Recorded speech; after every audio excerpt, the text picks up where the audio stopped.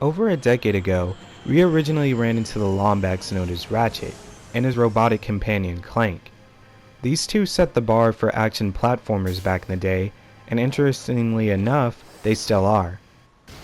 If you didn't know it already, Ratchet and Clank is getting a movie this year, and it just wouldn't be complete without a game to go along with it.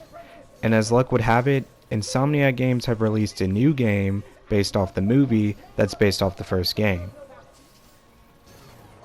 Now those who've played the original will realize some familiar characters as well as planets, which honestly look like some of the best graphics that I've ever seen in a PS4 game to date, and as luck would have it, the game's just as fun as the original.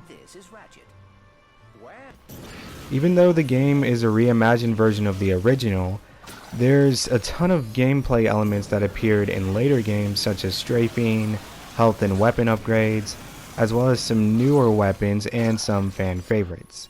Just like Ratchet and Clank's past, this one is filled with a huge array of weapons, which add a ton of variety to the game. The new Pixelizer, which pixelates enemies that are damaged by it, is one of the best weapons that I've seen in the franchise before. It doesn't just stop there. The more you use weapons, the quicker they'll upgrade, but there's more than one way to upgrade weapons, as Raritanium upgrades return. And as you guessed it, the upgrades are better than they ever were in Into the Nexus. A majority amount of the time you'll be playing as Ratchet, but there are several times that you'll be able to play as Clank. Clank's gameplay revolves around solving puzzles, and later sections become pretty challenging. Collectibles return as well.